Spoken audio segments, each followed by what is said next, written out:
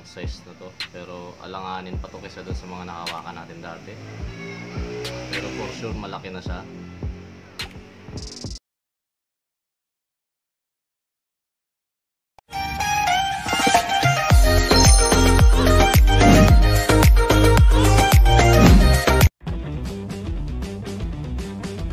So what's up sa inyo mga Ali, no? Good morning sa inyo, or kung gabi o hapon ko na naman ma-upload to kasi yun lang yung halos yung free time namin ng misis ko, so nag-edit kami, no? So ito na yung pang 2 days na to, or pang 3 days, I mean pang 3 days to nung nag-molt yung Gagambang Japan natin. So gusto ko na siyang ilabas para ipakita sa inyo, and sinabi ko lang papakita natin sa inyo, no? So ito muna yung Gagambang Japan. So ito yung pinagbalatan niya, no? Ito yan. Ayan, nilagay ko na isang gagamba, pero may kinain na siya kagabi. Kasi, pakita naman natin yung iba, no? Ito yung pangalawa na sa gitna. Huwag to. Patong na natin siya. Dali. Palabas natin siya, ipapatong natin sa 5 piso, no? Kasi itong isa, kung napapansin nyo, so may langaw siya na kinakain na malaki. Yan, no? Nilagay ko kagabi yan. Yan yung langaw na yan, nilagay ko kagabi. So, yung isa din, yung itong male, kumain na to siya. Papakita natin mamaya. So, balik muna natin to, no? Ito yung malaking female sana. Sana female siya, hindi siya mag-male, no? Kasi, kung mag-female yan siya, at least mga isang molt na lang siguro, matured na. Pero ito, matured na to. Siguro isa pa. Isang molt pa to. And titignan na natin, no? So, kung excited kayong tignan to, mas excited din ako. So tara na, tignan natin.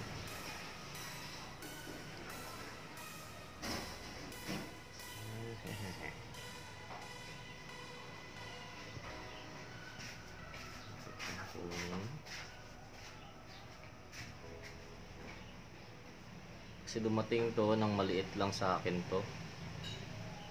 Grabe yung nilaki niya, mga Adjino. Hindi ko rin maano kung anong size na to, pero alanganin pa to kaysa dun sa mga nakawakan natin dati. Pero for sure malaki na siya. Oh, huwag kang bumalik. Huwag kang bumalik dyan. Dahil lang mga Adji, dali.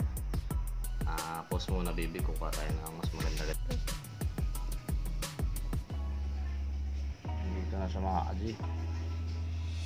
Dito na siya sa may dahon niya.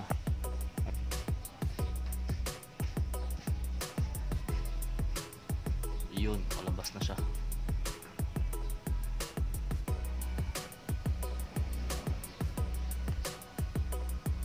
So ito na siya mga adyo. Lipat natin siya dito kasi madulas tong stick na isa. So hindi naman siya nag-bad molt, no? Paarawan lang siya para tumigas yung exoskeleton niya.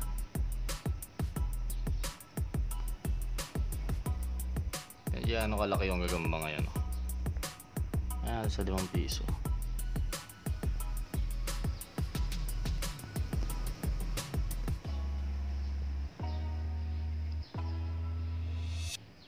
Ito yung 5 pesos.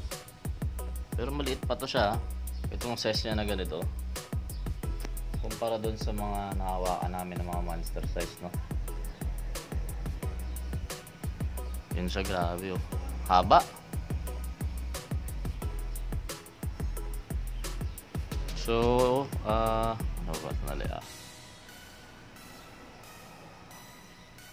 Yan yung kulay niya, no? Yan siya.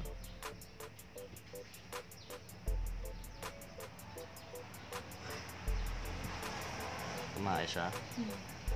Ang very good, kumain na yung gagumbahan.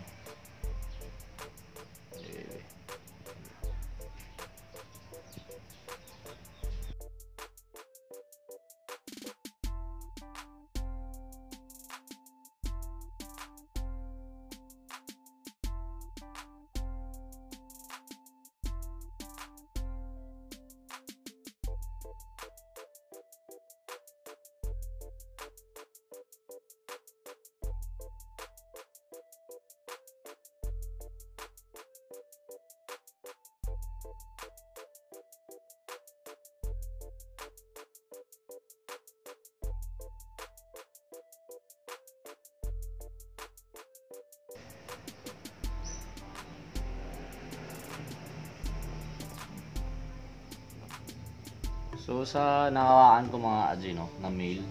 So ito yung pinakamalaki na male na nahawakan ko.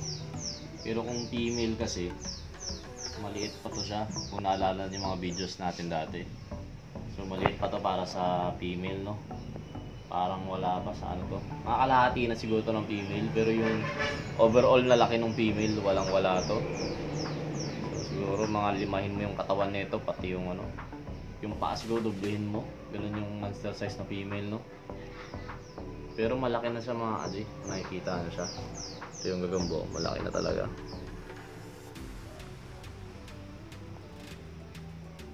So first time niya rin nakakapabitin-bitin ng ganyan, no. Na mahaba. So yung ulo niya, pansin nyo kasing laki na ng katawan niya.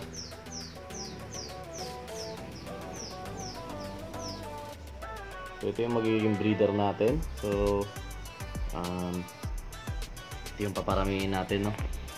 Yan. Pamihin natin to. So try ko siyang patulugin para matabi natin sa 5 piso. So ito yung exoskeleton niya. Nagbulatan niya yan.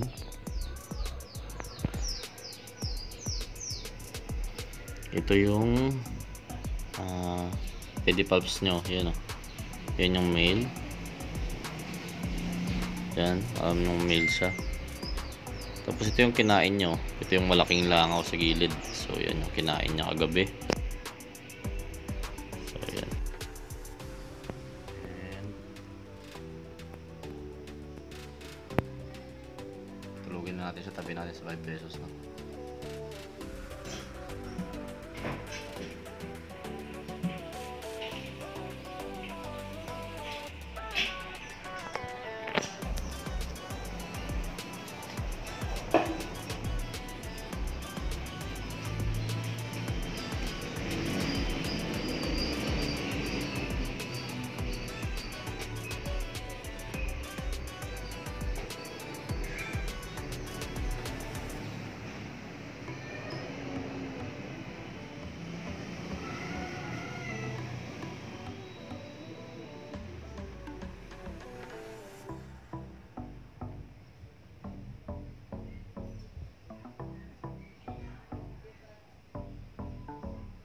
So yun lang mga Aji, no. So ito yung gagambang Japan natin, yung male. So ganito na siya kalaki ngayon. So mas malaki ito tignan sa personal, no, kasi mataba yung paa niya. Pero hindi natin alam kung lalaban siya. Pero sa experience ko naman sa male na gagambang Japan, lalaban at lalaban to. Pero dahil bata pa siya, maganda ito mapainitan ng konti. Para tumanda siya ng konti mga Aji. Kumunat yung paa niya. So baka masobrahan din. Ito yung gagambang Japan. Kasi pa. Lagdag.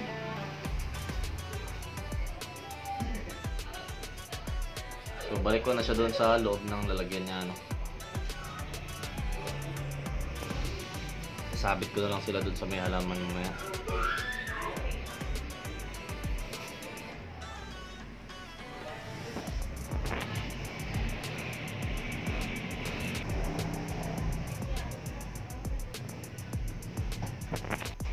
Japan, yun lang, pinakita ko lang sa inyo, no, kung yan siya kalaki. Mas malaki pala siya kaysa dun sa paggabi mo nakikita yung gagamba. So lalo pa siguro to pag nakakain na to ng mga ganito kalalaki na pagkain, yung kadaliri, pag lalaki siya. Ayan, tignan natin kung magmumolt pa siya, pero sa tingin ko matured na siya.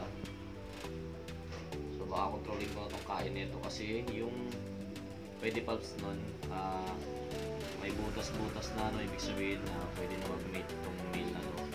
So abangan na lang kaya natin mag-breed ng gagambang Japan kasi yun talaga yung goal ko, tulad nung dati. Yung dati kasi mga Aji, kung bakit nangitlog yung malaking gagambang Japan natin is kinain niya kasi yung male. So yung male na gagambang Japan natin dati kinain ng female, so yun.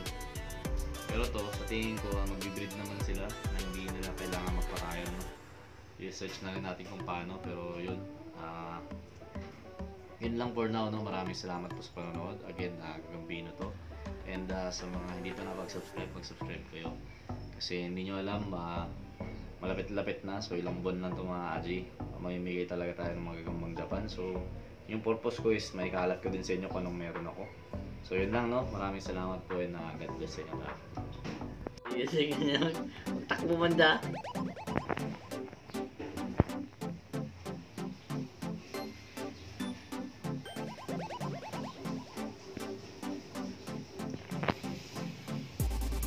Quack.